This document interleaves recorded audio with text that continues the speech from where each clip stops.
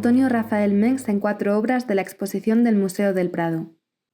Patrocinada por la Fundación BBVA.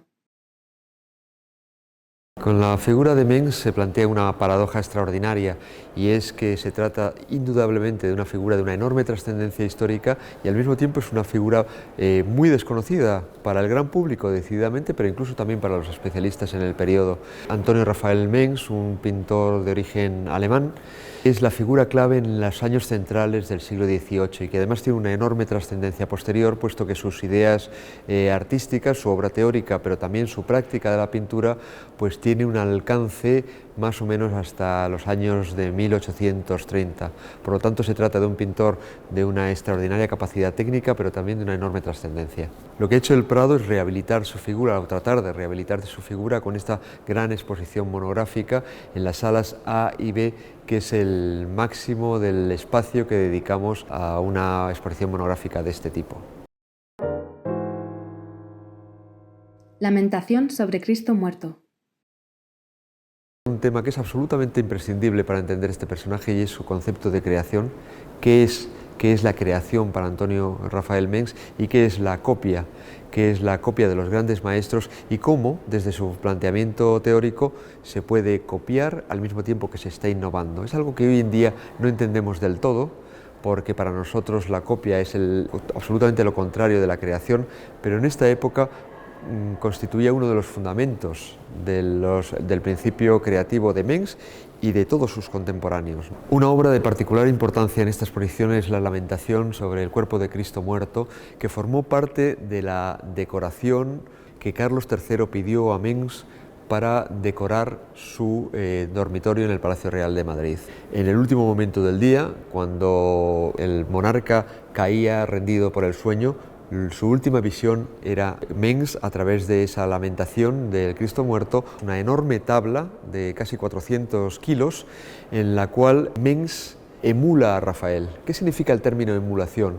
Pues significa la voluntad de acercarse a un gran maestro del pasado con la voluntad de superarlo. Eso es lo que pretendió exactamente Mengs con la Lamentación sobre el cuerpo de Cristo muerto, que trató de emular el Pasmo de Sicilia de Rafael.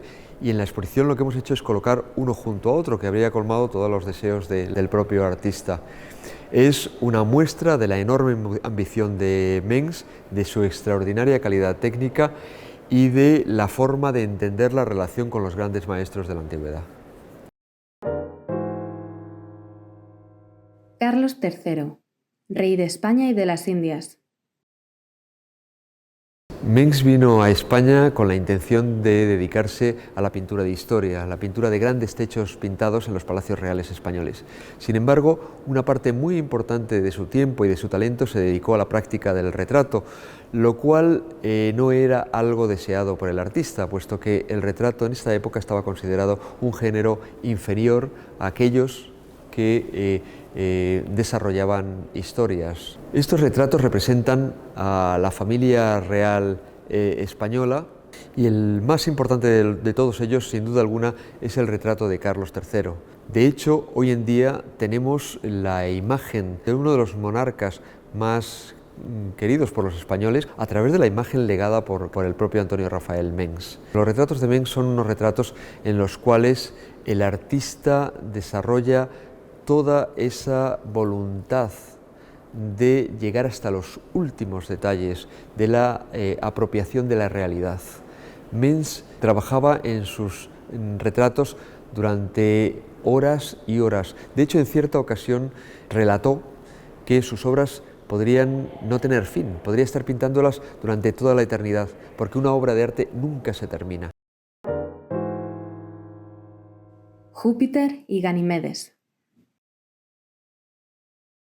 Mengs, junto con un teórico también alemán, Johann Joachim Winckelmann, propusieron una nueva forma de entender la práctica del arte, la práctica y la teoría del arte, colocando la escultura clásica en el centro de la producción. En torno a 1760 comenzó a correr el rumor en Roma de la aparición de una magnífica pintura mural que le fue mostrada a Winckelmann, el cual juzgó esa supuesta pintura antigua como la muestra más bella que nos había dejado la pintura mural de la antigua Roma.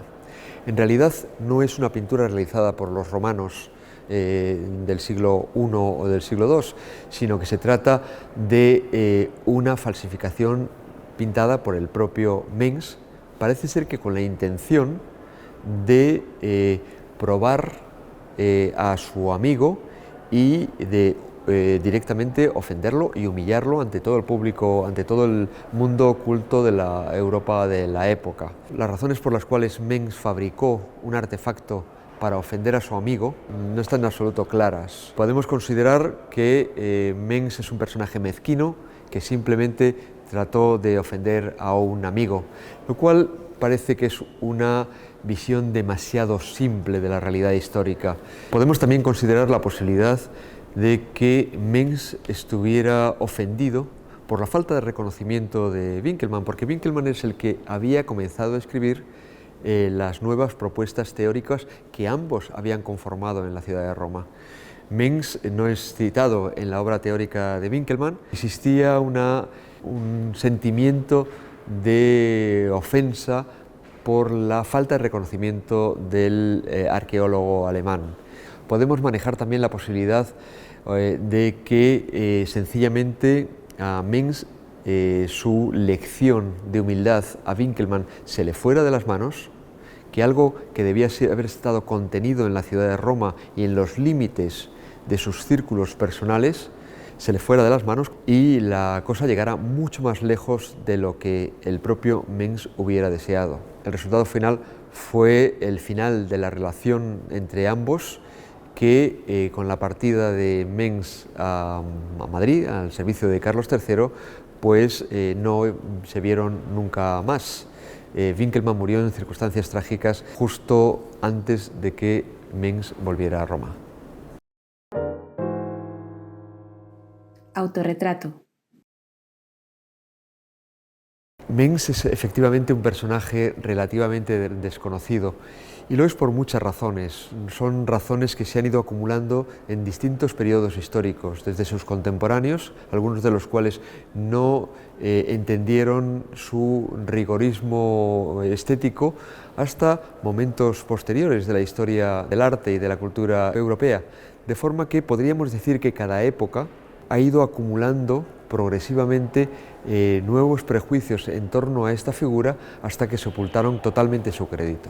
En la exposición hemos tratado en la medida de lo posible de introducir cada una de las secciones con un autorretrato del propio artista. Eso ha sido posible porque Mengs se autorretrató en circunstancias muy diversas, siempre en obras capitales de su catálogo.